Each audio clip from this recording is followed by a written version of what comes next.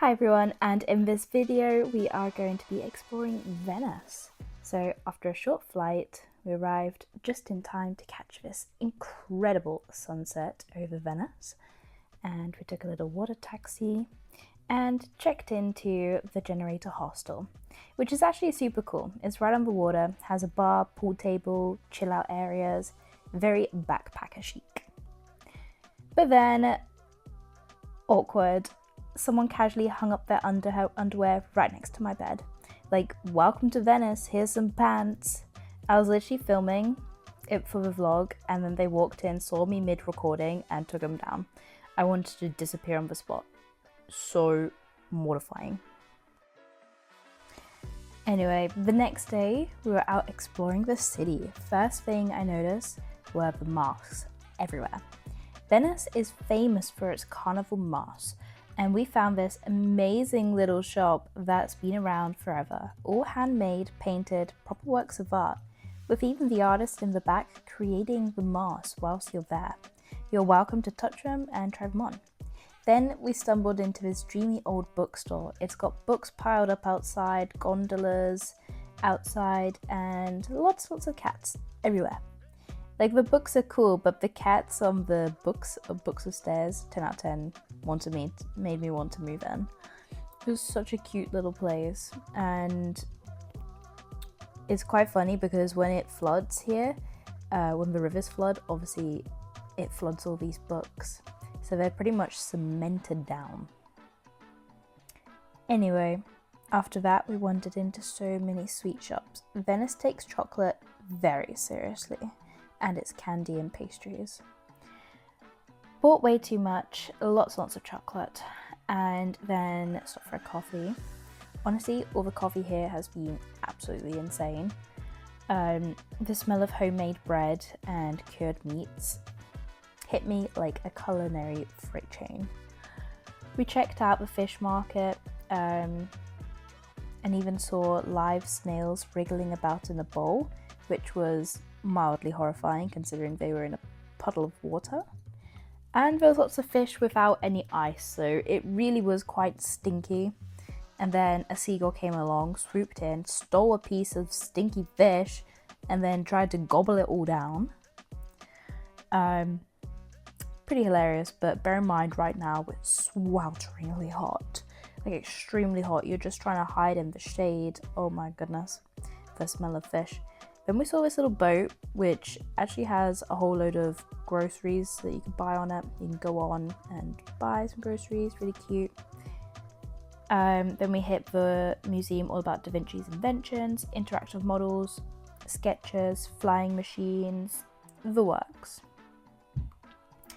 It was really cool to see all of that. And then we started going around all the little churches with these insane ceiling paintings, like the kind where your neck hurts because you can't stop looking at them, with real gold in the details. Venice does not mess around. Then we tracked down a Banksy mural. Yes, that's a real Banksy there. It's a refugee child in a life jacket holding a flare. A very powerful and beautiful piece. I would have loved to have added some street art to Venice. That was the only street art there, but there's lots of police on boats and I didn't want to get hit with a big fine. And some say Venice is its own piece of artwork. So yeah.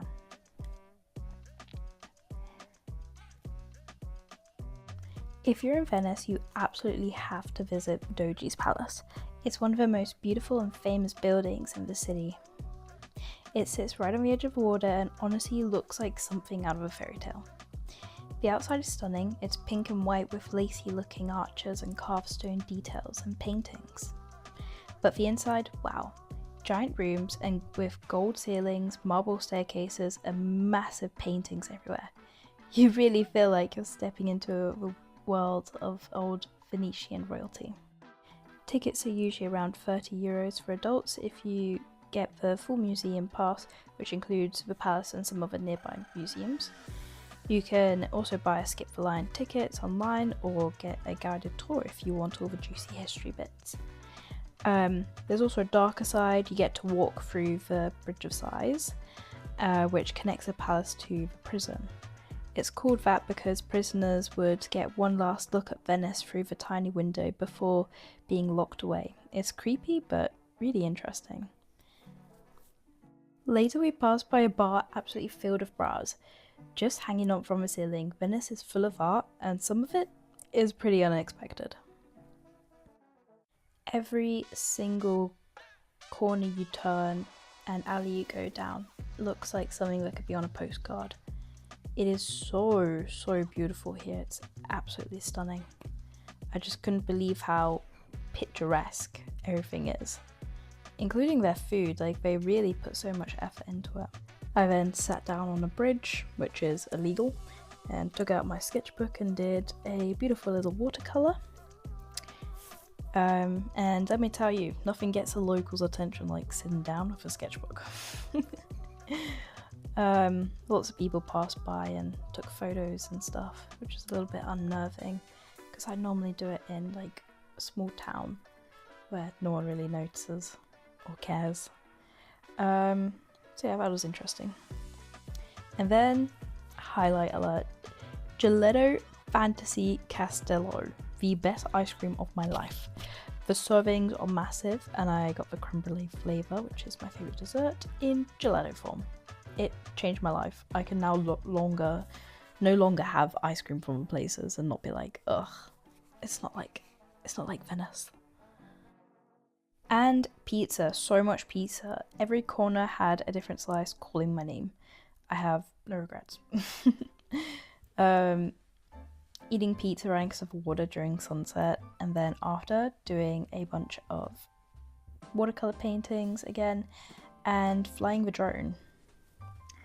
After a few rough nights of sleeping in the hostel from snoring roommates, we upgraded to a 5-star Hilton, and oh my god, it did not disappoint. It was absolutely stunning. We got upgraded, and the best part, there was a mural in the room. Yes, this is hand painted, which is absolutely amazing to see. There was a huge bath, and I basically moused in the bathtub for an hour. And then there was also a business lounge there, which had snacks, drinks, nice quiet work vibe. So naturally I went in there and pretended I was very important. Iconic. We then had a very fancy dinner at Harry's Dulcia, very elegant, and the bread, unreal. Never thought I'd rave about bread, but here we are. It is absolutely stunning. It comes hot. It's just really nice. Really good food. Very expensive though. This was curried prawn and mussels and a ridiculously chocolatey cake. Oh god, it was amazing. Then we finally did a gondola ride. Super touristy, yes. Is it worth it? Of course. Definitely if you have a family or lots of people with you, or if you're just feeling bougie and want a whole gondola to yourself, it is better to just rent the entire gondola. It works out better than just buying individual ones, because then you have to share a boat with loads of other people. There's also lots of police. Apparently there's riots and stuff going on, so yeah. And then to add to this amazing day, we did a little bit of boating around the canals. It started raining, like torrential rain. I didn't video that because obviously not. And then saw this tiramisu. Oh goodness, it was amazing. Some live singing.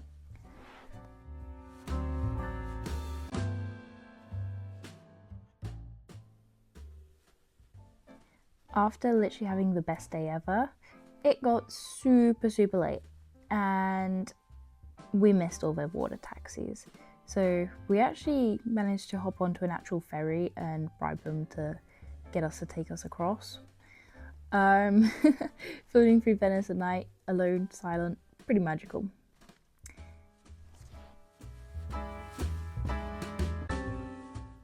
The next day I had the best breakfast of my entire life at the Hilton.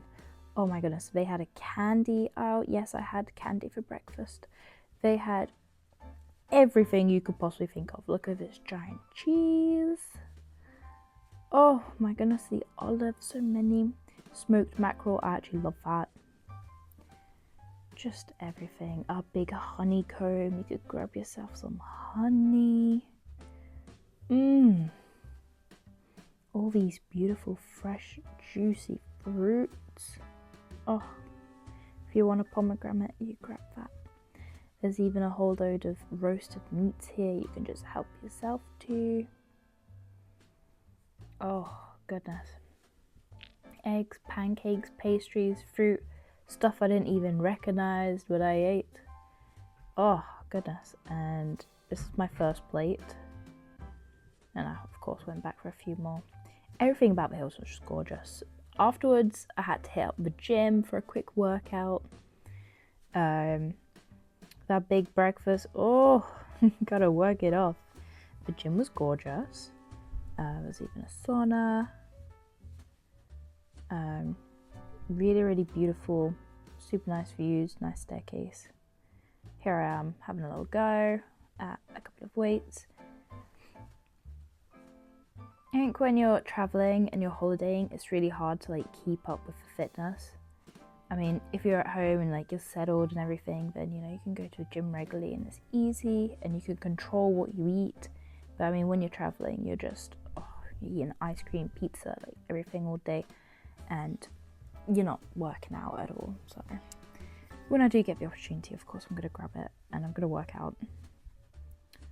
So yeah, here's the executive lounge. Super cute. Nice that you can just grab waters and stuff, take them, and yeah, help yourself to as much cheese as you like. Good thing there is a gym on board, otherwise you'd get very, very, very chunky.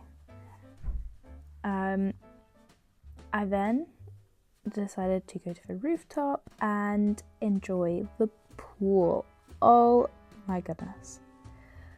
Oh, like just to show how ridiculous this hotel is, look, they just sell Rolexes in the lobby. It's just crazy. So yeah, I chilled out by the pool, having a fantastic time. Just really soaking in all of the vibes, the sun, everything. Then it was time to go back to the airport, and here I am in the airport lounge, again snaffling more snacks. Really can't help myself. This was one of the best airport lounges I've ever been to. You get your own barista. So, and it's like a rainforest in there. There's loads of plants so you can go chilling. Very, very gorgeous. So this one's called Marco Polo Lounge. Really, really nice. So yeah, that's my Venice vlog. I hope you guys liked it. I put a lot of effort into this video, so like, subscribe, and comment for more. Bye!